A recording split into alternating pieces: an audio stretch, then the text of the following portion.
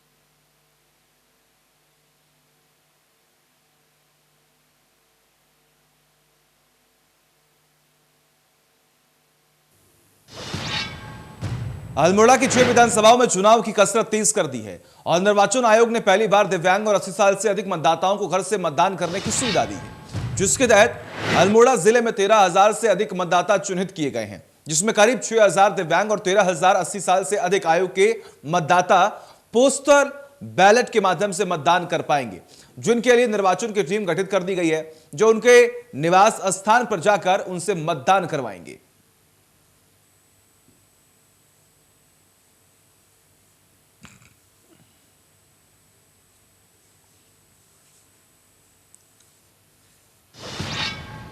हरिद्वार से अगली खबर है, जहां पर संतों की प्रतिकार सभा शुरू कर दी गई है। संतों की गिरफ्तारी के खिलाफ सभा का आयोजन किया गया। जितेंद्र नारायण, यति नरसिंहानंद की गिरफ्तारी हुई है। सभा से पूर्व हुआ हवन यज्ञ। इस्लाम धर्म की बुद्धि शुद्धि के लिए यज्ञ किया जा रहा है। ये बड़ी खबर हम आपको बता रहे हैं। बड़ी और अहम जानकारी पीटीवी स्क्रीन पर। हरिद्वार से संतों की प्रतिकार सभा जो है वो शुरू कर दी गई है। संतों की गिरफ्तारी के खिलाफ सभा का आयोजन किया गया और ऐसे में इस बात का जिक्र किया जा रहा है कि जितेंद्र नारायण, यति नरसिंहानंद की गिरफ्तारी जो है वो हुई है। सभा से पूर्व हुआ हवन यज्ञ का आयोजन और ये तस्वीरें भी देखिए, लगातार हम आपको दिखा रहे हैं किस तरीके से यहां पर यह यज्ञ का आयोजन किया जा रहा है, जहां पर तमाम बड़े बड़े संत जो हैं वो मौके पर पहुंचे हुए हैं और सभी के ने इस बात का विरोध दर्ज किया है कि जो गिरफ्तारी हो रही है संतों की वो गलत है। और आप देख पा रहे हैं किस तरीके से पोस्टर लगाया गया है, प्रतिकार सभा का आयोजन किया गया, यज्ञ किया जा रहा है। जितेंद्र नारायण, यति नरसिंहानंद की गिरफ्तारी को लेकर यह विरोध जाहिर किया गया है। सभा से पूर्व हुआ हवन यज्ञ। इस्लाम धर्म की बुद्धि शुद्धि के लिए यज्ञ किया जा रहा है। तो ये बड़ी और अहम जानकारी पीटीवी स्क्रीन पर लगातार हम आपको बता रहे हैं। हरिद्वार से यह खबर है, संतों की प्रतिकार सभा जो है वो शुरू हुई है। संतों की गिरफ्तारी के खिलाफ सभा का आयोजन किया गया है। इन तस्वीरों को अगर आप देखें, समझें तो संत समाज जो है वो एक हो रहा है और एक मताधिकार दिखाने की कोशिश की जा रही है कि जो भी गिरफ्तारियां हो रही हैं, धर्म संसद को लेकर जो बयान दिए गए, जो उसके बाद गिरफ्तारियां हो रही हैं, मुकदमे दर्ज किए जा रहे हैं, वो गलत है। ऐसी कार्रवाई नहीं होनी चाहिए।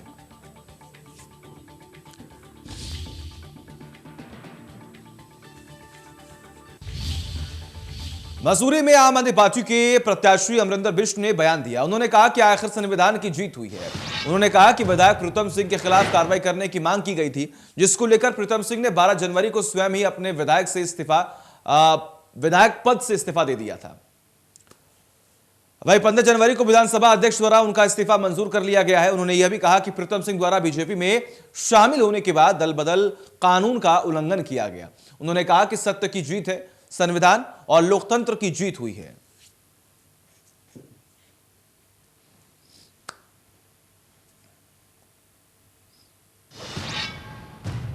चुनाव का बिगुल बजने और आचार संहिता लगने के बाद पुलिस और प्रशासनिक टीम सक्रिय हो गई है।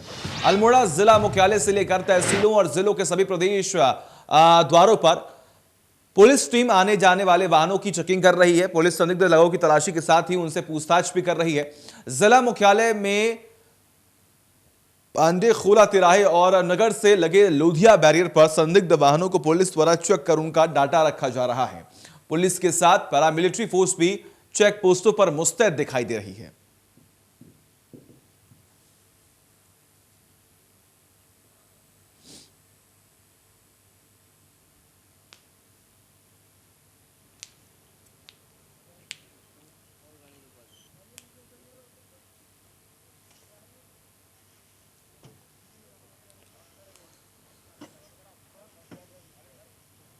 तो अल्मोड़ा की तस्वीरें आपके सामने हैं। आचार संहिता लगने के बाद पुलिस जो है वो सख्त है और फिलहाल लगातार चेकिंग जो है वो की जा रही है।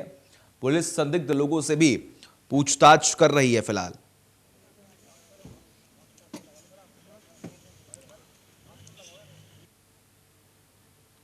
आप देख पा रहे हैं किस तरीके से यहां पर तमाम गाड़ियों की चेकिंग हो रही है।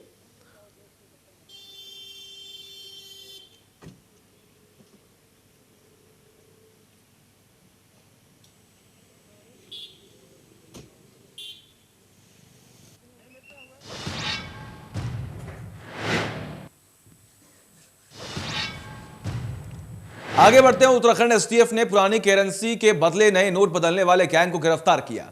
गैंग के 7 लोगों को गिरफ्तार कर करीब 4 करोड़ से अधिक की रकम बरामद की गई। रकम किसकी है, इसको लेकर ज्वालापुर कोतवाली में देर रात तक आरोपियों से पूछताछ चल रही है। इनकम टैक्स विभाग को भी जानकारी दे दी गई है। वह पुलिस के मुताबिक उत्तराखंड एसटीएफ को हरिद्वार में पुरानी करेंसी के बदले गए नोट बदलने की सूचना मिली थी। एसटीएफ ने आरोपियों की धरपकड़ के लिए जाल बिछाया गया। देर शाम एसटीएफ के इंस्पेक्टर अब्दुल कलाम की अगुवाई में टीम ने मध्य हरिद्वार की एक कॉलोनी में छापा मारा। वहां से 7 आरोपियों को गिरफ्तार किया गया। उनके कब्जे से नोटबंदी से पहले चलने वाले करीब 4 करोड़ रुपए के पुराने नोट बरामद किए गए। सभी नोट 500 और 1000 के हैं। बरामद रकम 4 करोड़ से अधिक की बताई जा रही है। वही आरोपियों से पूछताछ में पता चला कि 3 स्थानीय और 4 उत्तर प्रदेश के आरोपी हैं।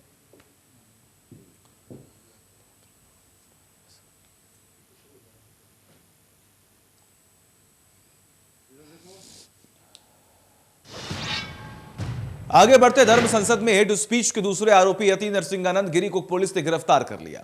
नरसिंहानंद पर हरिद्वार कोतवाली में 3 मुकदमे दर्ज हैं। हाल ही में एक लॉ की एक छात्रा ने नरसिंहानंद पर महिलाओं के खिलाफ आपत्तिजनक टिप्पणी करने का मुकदमा अभी दर्ज कराया था। पुलिस ने इसी मामले में नरसिंहानंद को गिरफ्तार किया। शनिवार रात पुलिस नरसिंहानंद को गिरफ्तार कर नगर कोतवाली लेकर आई तो उनके समर्थकों ने गिरफ्तारी का विरोध करते हुए कोतवाली में हंगामा किया। मामला नियंत्रित करने के लिए पुलिस ने लाठियां फटकार कर भीड़ को वहां से दौड़ा दिया। आपको बता दें कि हरिद्वार में हुई धर्म संसद में भड़काऊ भाषण देने के आरोप में नरसिंहानंद और वसीम रिजवी सहित 5 लोगों पर केस दर्ज किया गया। मामले की जांच एसआईटी कर रही है। बृहस्पतिवार को एसआईटी ने वसीम रिजवी को हरिद्वार आते हुए जिले के नारसन बॉर्डर से गिरफ्तार किया था। वही अदालत ने उनकी जमानत याचिका भी खारिज कर दी है।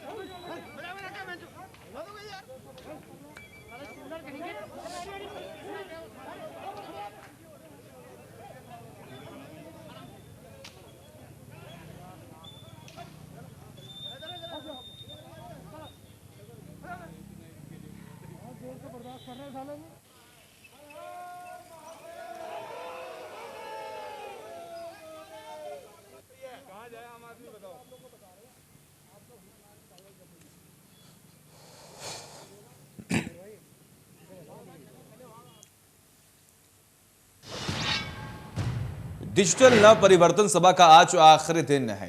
कैबिनेट मंत्री गोपाल राय ने जनता से संवाद भी किया। आपके थिंक टैंक एक्सपर्ट माने जाते हैं गोपाल राय। आप पार्टी उत्तराखंड में काफी सक्रिय दिखे हैं गोपाल राय। 6 दिन में डिजिटल संवाद से जुड़ चुके हैं। 35 लाख से ज्यादा लोगों के साथ उन्होंने संवाद भी किया है।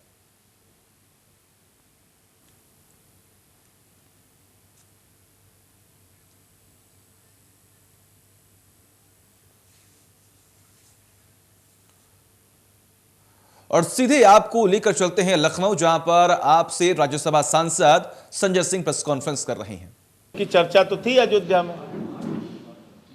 में चर्चा थी कि वो अयोध्या से चुनाव लड़ेंगे, लेकिन मुझे लगता है कि उनकी पार्टी के लोगों ने प्रभु श्री राम के मंदिर के चंदे में इतना बड़ा घोटाला कर दिया है कि वो डर गए वहां से चुनाव लड़ने में। उनको डर था इस बात का कि चंदा चोरी के कारण वो चुनाव हार सकते हैं वहां पे। तो उनकी पार्टी के लोगों को ऐसा नहीं करना चाहिए था। चंदा चोरी का काम करेंगे तो फिर योगी जी को गोरखपुर ही भागना पड़ेगा। क्या करेंगे बेचारे।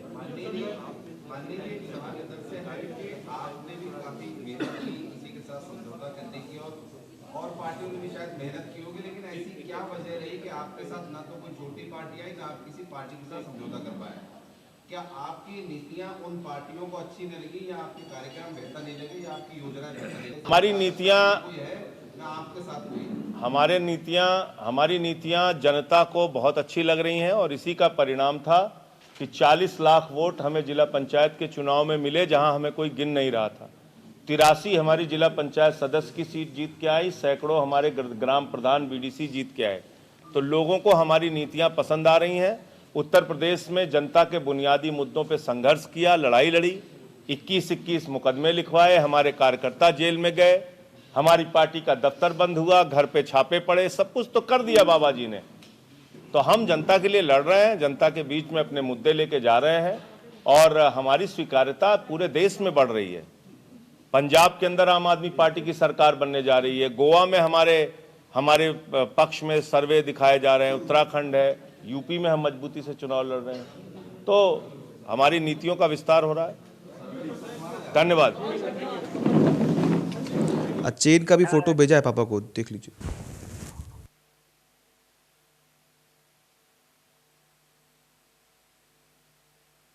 संजय सिंह जो हैं, आपसे राज्यसभा सांसद हैं और उत्तर प्रदेश के प्रभारी हैं, उन्होंने प्रेस कॉन्फ्रेंस की और प्रेस कॉन्फ्रेंस के जरिए भारतीय जनता पार्टी पर हमला बोलने की कोशिश की। उन्होंने भी इस बात का जिक्र किया कि शुरुआत में ये जो बातें हो रही थी कि सीएम योगी आदित्यनाथ अयोध्या से चुनाव लड़ेंगे, तो आखिर क्यों उन्हें वापस उनके क्षेत्र गोरखपुर शहर भेज दिया गया। ऐसे में तमाम बड़े आरोप लग रहे हैं, लेकिन देखना ये दिलचस्प होगा कि आखिर आने वाले वक्त में जो रणनीति भाजपा की तरफ से बनाई गई थी उसमें भाजपा कितनी कामयाब होती है और कौन से राजनीतिक दल विफल होते हैं। हालांकि हमलावर तमाम राजनीतिक पार्टियां हैं, एक एक कर तमाम बड़े आरोप लगाए जा रहे हैं, क्योंकि शुरुआती दौर में इस बात का जिक्र किया जा रहा था कि कभी सीएम योगी मथुरा से चुनाव लड़ेंगे, तो कभी यह हल्ला हो रहा था कि अयोध्या से चुनाव लड़ेंगे सीएम योगी आदित्यनाथ। लेकिन अंत में जाकर जब प्रत्याशियों की सूची का ऐलान हुआ तो सबसे पहले इसी बात का ऐलान किया गया कि मुख्यमंत्री योगी आदित्यनाथ अगर चुनाव लड़ेंगे तो गोरखपुर शहर सीट से चुनाव लड़ेंगे। अब इसको लेकर तमाम जो राजनीतिक दल हैं वो हमलावर हैं, उनकी तरफ से भी इस बात का जिक्र किया जा रहा है कि कहीं ना कहीं उन्हें हार दिख रही है, इसीलिए वापस से वो अपने क्षेत्र पहुंच चुके हैं। वापस से आपको एक तस्वीर दिखाते हैं। डिजिटल नव परिवर्तन सभा का आखिरी दिन आज है। कैबिनेट मंत्री गोपाल राय ने जनता से संवाद किया। आपके थिंक टैंक एक्सपर्ट माने जाते हैं गोपाल राय। आप पार्टी उत्तराखंड में काफी सक्रिय दिख रही है और 6 दिन में डिजिटल संवाद से जुड़ चुके हैं और लगभग 35 लाख लोगों से संवाद कर चुके हैं गोपाल राय।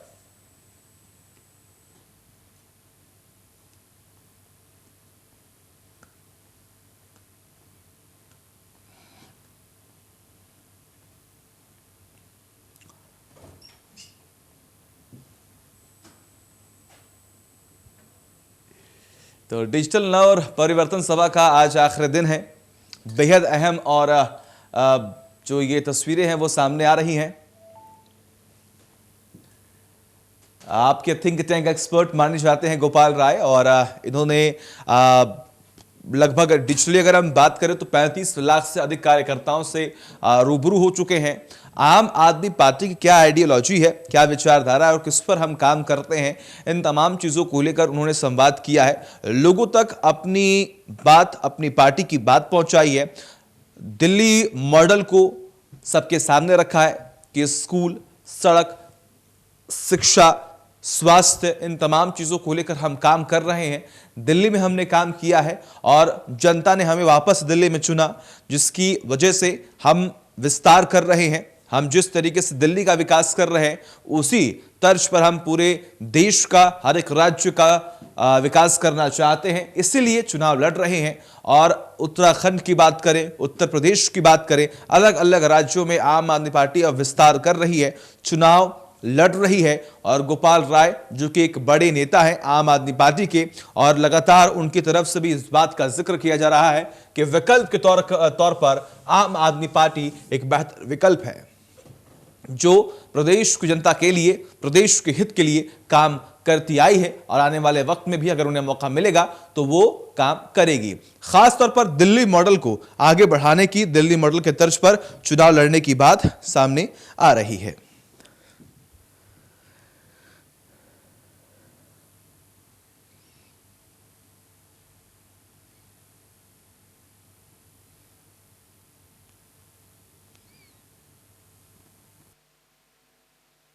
खंड के अंदर तमाम प्राकृतिक संपदाओं के बावजूद उत्तराखंड के लोगों के तरक्की का रास्ता नहीं खुल रहा था।